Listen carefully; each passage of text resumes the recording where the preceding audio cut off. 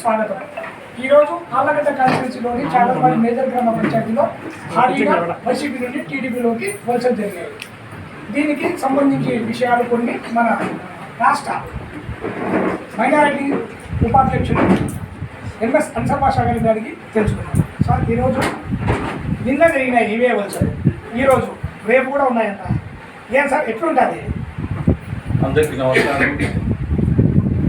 ప్రస్తుతం ఈరోజు కూడా నిన్న వార్డు మెంబర్ కలీముల్లా గారు చేస్తే ఈరోజు వైసీపీ నాయకుడు మాజీ సర్పంచ్ మహబూబాష గారి ద్వితీయ కుమారుడైన ముల్లా అజీం గారు వారితో పాటు ఒక 25 మంది వారి కుటుంబాలతో సహా టీడీపీ పార్టీలో చేరుతున్నారు. రేపు ఉందంటే పిల్లమ్మ కనుక డేట్ ఇస్తే మాకు రోజు ఒక పెద్ద పెద్ద నాయకుల్ని చేర్పించడానికి చేరుతారు. అయితే డేట్ ఉండాలి అక్కడ. డేట్ అనేది చేరికలతో నిండిపోయింది వాళ్ళ డైరీ. వాళ్ళు ఇచ్చే రేపు కూడా ఉన్నాయి, కానీ డేట్ దొరకలేదు. వేరే ఊర్లకు వాళ్ళకి డేట్ అనేది ఫిలప్ అయిపోయింది. కాబట్టి రేపు వాళ్ళు డేట్ ఇచ్చే ఖచ్చితంగా పెట్టాలి. కన్వీనర్ టీడీపీ మండల కన్వీనర్ రాయ నరసింహారెడ్డి సార్ గారు మనతో ఉన్నారు. ఆయన అభిప్రాయం, ఆయన ఈ చేరికల మీద ఆయన అభిప్రాయం మనకి తెలుసుకున్నారు. సార్, నిన్న వార్డు కౌన్సిలర్ వార్డు మెంబర్తో సహా భర్త వాళ్ళ కుటుంబాలతో ఒక 20 కుటుంబాలు చేరాయి. ఈరోజు ఒక 20-25 కుటుంబాలు చేరాయి. అజీమంట వాళ్ళ కుటుంబాలు ఎట్లా ఉంది సార్? మండలం లెవెల్లో ఎట్లుంది? మండలం లెవెల్లో అందరికీ నమస్కారము. వైసీపీ నాయకులు సిద్ధం అనే విధానంతో ప్రజల్లోకి వెళ్తున్నారు. మేము దానికి బదులుగా సంసిద్ధం అనే విధానంతో చాగల్మరి మండలంలో ప్రతి గ్రామం కానీ మండల హెడ్ క్వార్టర్లో కూడా మేము అదే విధానంతో ప్రజల్లోకి వెళ్తాము. మాకు ముందండి స్టార్టింగ్ తోడెల్లపల్లి, చిన్న వంగలి, ఈరోజు మన కరీముల్లన్న, ఇప్పుడు ఆదిలో ఈ 4 చేరికలు భారీగా జరిగినాయి. ఇంకా 2 గ్రామాలు చేరికలు సిద్ధంగా ఉన్నాయి. ప్రస్తుతానికి 2 గ్రామాల చేరికలు రెడీగా ఉన్నాయి. ఆ 2 డేట్లు కూడా పెడితే తొందరలోనే ఈ వారంలోనే ఆ 2 చేరికలు కూడా ఉంటాయి. అదేవిధంగా టౌన్లో కూడా అన్న చెప్పినట్టు రోజు ఇచ్చినా కూడా చేరికలకు టైం రావడం లేదు. ఆ విధంగా పార్టీ ముందుకెళ్తుంది. ఆ విధంగా కృషి చేస్తున్న ప్రతి ఒక్క నాయకుడు కూడా అధ్యక్షులు ఈరోజు చాగల్మరి మండలంలో అలాగే చాగల్మరిలో తెలుగుదేశం పార్టీలో చేరికలు మొదలయ్యాయి వైసీపీ నుండి. ఈరోజు చాగల్మరిలో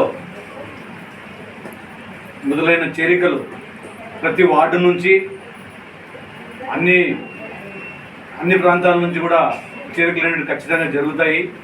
ఎందుకంటే ఈరోజు వైసీపీ ప్రభుత్వం చేస్తున్న అరాచకాలను కానీ లేకుంటే వైసీపీ ప్రభుత్వం చేస్తున్నటువంటి ప్రజా వ్యతిరేక పరిపాలన వల్ల కానీ ఈరోజు ఈ చేరికలు జరుగుతూ ఉన్నాయి. అలాగే ఆళ్లగడ్డలో భూమా అఖిలప్రియ గారి నాయకత్వం మీద నమ్మకంతో ఈరోజు ఈ చేరికలు జరుగుతూ ఉన్నాయి. అలాగే ప్రతి చోట ఎక్కడైతే గతంలో వైఎస్ఆర్సీపీ మెజారిటీ వచ్చిందో ఆ స్థానాలన్నింటినీ కూడా అలాంటి చోట ప్రతి చోట కూడా రాబోయే ఎన్నికల్లో ఈరోజు టీడీపీ మెజారిటీ భారీ మెజారిటీతో ప్రతి వార్డులు కూడా రాబోతున్నాయి. వైసీపీ నాయకులు ఇప్పటికైనా కళ్ళు తెరుచుకొని రాబోయే రోజుల్లో మంచి మర్యాదగా ప్రతి ఒక్కరితో వారు వ్యవహరిస్తే అన్ని విధాలా మంచిది. ఈ పరిణామాలను దృష్టి తెచ్చుకొని కొంతమంది నాయకులు అయితే సిగ్గు తెచ్చుకోవాల్సిన అవసరం కూడా ఈరోజు ఎంతైనా ఉంది. కాబట్టి మరొకసారి ఈరోజు టీడీపీలోకి వచ్చినటువంటి ప్రతి నాయకులకు కరీముల్లన్న గారికి కానీ అలాగే అజీం అన్న గారికి కానీ ఇంకా ప్రతి ఒక్కరికి కూడా మాకు ధన్యవాదాలు తెలియజేస్తూ ఉన్నాము. కానీ మధ్యలో కొన్ని అపోహాలు అపార్థాలతో వాళ్ళ పార్టీలోకి పోయినారు, మళ్ళీ సొంత గుడికి వచ్చేసారు. ఆయన అభిప్రాయం అడిగి. అందరికీ నమస్కారం. మేము గత 40 ఏళ్ల క్రితం నుంచి కూడా భూమా కుటుంబంలోనే ఉన్నాము సభ్యులుగా. కొన్ని అనివార్య కారణాల వల్ల 2021లో మేము అనుకోని పరిస్థితుల్లో వైసీపీలోకి మారినాము. తర్వాత రాను రాష్ట్రంలో పరిస్థితి, చాగల్మరి పరిస్థితి, ఆళ్లగడ్డలో ఉండే ప్రజాప్రతినిధుల పరిస్థితి ఇవన్నీ చూస్తుంటే ఇంకా రాష్ట్రం ఏమైపోతుంది, సీఎం జగన్మోహన్ రెడ్డి ఆయన సీఎం అవుతూనే ఫస్ట్ ప్రజావేదిక కూల్చివేత ద్వారానే మొదలుపెట్టినాడు రాష్ట్రాన్ని నాశనం చేయడానికి. లక్షల మంది, రోజుకు 21 లక్షల మంది పేద బడుగు బలహీన వర్గాలు అన్నం తిని అన్న క్యాంటీన్లను మూయించాడు. వీటన్నిటిని ప్రజలు బాగా గమనిస్తున్నారు. ఏదో తప్పటడుగు వేశాను, నేను మళ్ళీ సరిదిద్దుకోవాలని భూమా కుటుంబంలోకి వచ్చాను. ఒకరికి వ్యతిరేకిని కాదు, ఇంకొకరికి శత్రువుని కాదు, అందరినీ కలుపుకొని పోతాను. రాబోయే రోజుల్లో గత 25 ఏళ్ల క్రితం ఎట్లా ఉండిందో భూమా కుటుంబానికి చాగల్మరి అంటే భూమా అడ్డా అన్నట్టు, ఆ విధంగా నా సాయశక్తుల నేను నాతోటి సహచరులు, మిత్రులు, కుటుంబాలందరినీ కలుపుకొని విజయడంగా మోగించి అఖిలమ్మను మళ్ళీ ఎమ్మెల్యేగా, మంత్రిగా, చంద్రబాబు నాయుడు గారిని ముఖ్యమంత్రిగా చూడాలన్నదే మా ఆకాంక్ష. అందరికీ వందనాలు. Thank you. గంగుల కుటుంబంలో వీరాభిమానిగా 45 సంవత్సరాల నుంచి గంగుల కుటుంబానికి వీరాభిమానిగా ఉన్న షేక్ కరీముల్లా గారు నిన్న వైసీపీని వదిలి టీడీపీలో చేరినారు. ఎందుకు, ఆయన అభిమతం ఏమి, ఆయన అభిప్రాయం కూడా అడిగి తెలుసుకుందాం. సార్ చెప్పండి, మీరు 40 ఏళ్ళు పైగా గంగుల కుటుంబంతో ఉన్నట్టు నాకు సమాచారం ఉంది. 45 ఏళ్ళు మేము గంగుల కుటుంబానికి. కానీ మా అబ్బా గంగుల తిమ్మారెడ్డి గారు చేశారు, మా నాన్న మహబూబ్ బాషా గారు, ఆయన ప్రతాప్ రెడ్డి సార్ గారు ఇద్దరు కలిసి చేశారు. ఇవాళ నేను విజేంద్ర రెడ్డి గారు టైంలో వచ్చినాము. ఇప్పటికి 45 సంవత్సరాలు అయింది మేము పార్టీకి వెళ్ళడంతో. ఎన్ని సంవత్సరాల నుంచినా ఒకటి పేరు లేదు, ఒకటి ప్రతిష్ట లేదు. మాకు ఈ మన కార్యకర్తల సమస్యలు పట్టించుకునే నాదుడు లేకపోయింది. ఎవరికి చెప్పుకున్నా ఏం బాధ తీర్చే నాయకుడు లేడు.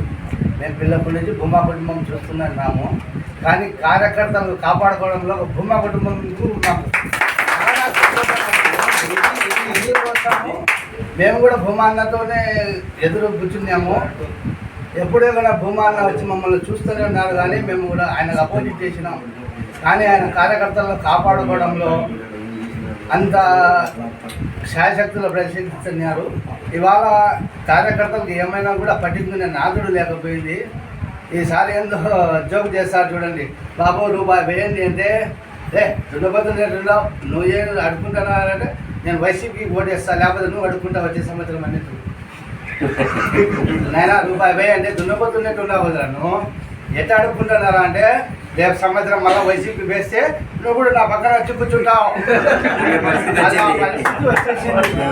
ఒక రాజధాని లేదు మన పిల్లలకు. రాజధాని నాయన యాదంటే ఎవరికి ఏం చెప్పాలని అర్థం కావట్లేదు. అది ఆయన చంద్రబాబు నాయుడు గారు గ్రాఫిక్గా చేసినారు. కానీ ఇప్పుడు ఈయన యా గ్రాఫిక్ లేదు, అంతా బటన్ నొక్కడమే. ఏం చేసినా కూడా ఒక మన వీధి సమస్యలు ఏమన్నా చెప్పాలంటే వార్డు మెంబర్ వాళ్ళ హస్బెండ్ కూడా స్థానికంగా మేజర్ పంచాయతీ, ఇది సుమారుగా 18-20 వార్డులు ఉండే మేజర్ పంచాయతీ, 20 వార్డులు ఉండే మేజర్ పంచాయతీ. అభివృద్ధి ఎట్లుంది సార్ ఈ 5 సంవత్సరాల్లో? ముందు ఎట్లుండే అది? అజిమతుల్లా గారి టీడీపీ హయాంలో ఉన్నప్పుడు అభివృద్ధి ఎట్లుండేది, ఇప్పుడు వైసీపీ హయాంలో అభివృద్ధి? ఎందుకంటే మీరు చాలా దగ్గర నుంచి చూసింటారు అభివృద్ధి. అభివృద్ధి అంటే అప్పుడు మేము ఆపోజిట్గా పనిచేసినా కూడా ఎక్కడే కూడా అన్సార్ బాబా గారు ఏం చేయాలన్నా కూడా వాడు ప్రతిపక్షం అనేది కాదు. కానీ ఆయన పంపించి శివారెడ్డి గారు ఉన్నారు, ఆయన మేస్త్రి గారు, ఇంకొక ఆయన రుద్రవరం ఆయన మేస్త్రి గారు ఉన్నారు. చాలా క్లీన్గా చేపిస్తున్నారు. ఇవాళ మేస్త్రికి ఎవరికి చెప్పాలా? ఇప్పుడు మేము పంచాయతీలో చూడండి, 2వ వార్డులోకి వచ్చి మీరు కాలువలు, లైట్లు లే, నీళ్ళు ఎక్కడం లే, పరిస్థితులు చాలా ఘోరంగా ఉన్నాయి. అందుకోసమే ఈ పట్టించుకునే నాదుడే లేడు. కాబట్టి నేను 45 సంవత్సరాల నుంచి మా కాలం నుంచి మేము గంగుల కుటుంబానికి విడలేదు. కానీ అప్పుడప్పుడు నాకు తట్టుతుంది, అది భూమాన్ని నాకు చూస్తానే ఒక వెలుగు వెలగాలనిపిస్తుంది అనమాట. అలాగ ఉన్నది. కానీ ఆయన కాలం అయిపోయి ఎక్కడున్నారు. కానీ ఇప్పుడు మేము ఆయన పోయిన తర్వాత వచ్చినాము.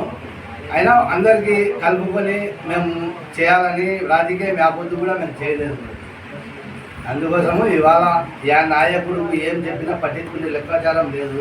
మన పిల్లలకు ఏమైనా కావాలన్నా ఏం చేసుకోనికి లేదు. ఏం చేయాలని వాలంటీర్ అంటారు. ఒక వార్డుకు ఒక నెంబర్కి లేదు, ప్రెసిడెంట్కి లేదు. ఇది ఏం రేపు సంవత్సరం ఈయన ఓటు వేసినా అది కూడా లేకుండా అనర్థకాలు ఎక్కువైపోతాయి. అందుకోసము మనం అందరికీ కాపాడుకోవాలని నేను భూమా కుటుంబంలోకి తెలుగుదేశం పార్టీలోకి చేరాను. అందరికీ ధన్యవాదాలు.